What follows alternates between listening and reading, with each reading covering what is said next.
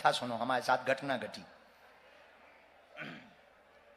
एक बार गंज के एक सेठ जी थे, पढ़ते थे हम स्कूल में, वो हमको ले गए, गुरुजी सत्यनारायण होनी है, कथा होनी है, कर दो। हमने कहा चलो फिर ही है, पढ़ते ही नहीं थे अपन, जाते भर थे स्कूल कभी कभार।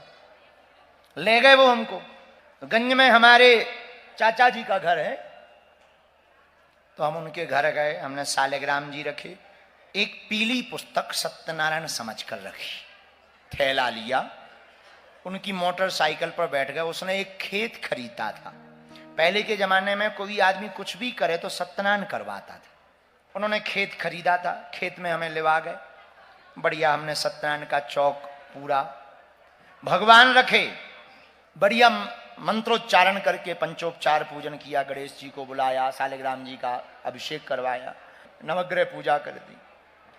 जैसे ही सत्यनारायण बांचने का टाइम आया, हमने किताब निकाली, सो पसीना आ गया, क्योंकि उसमें लिखा रहे बृहस्पतिवार व्रत कथा।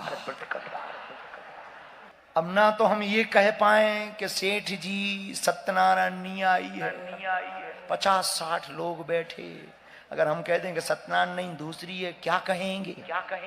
हमने भी सोचा, अपन पुराने खानदानी आदमी, हमने कहा 5 अध्याय सुनाने चाहिए, 5 बार घंटी बजनी चाहिए, थोड़ी थोड़ी आती थी अपन को।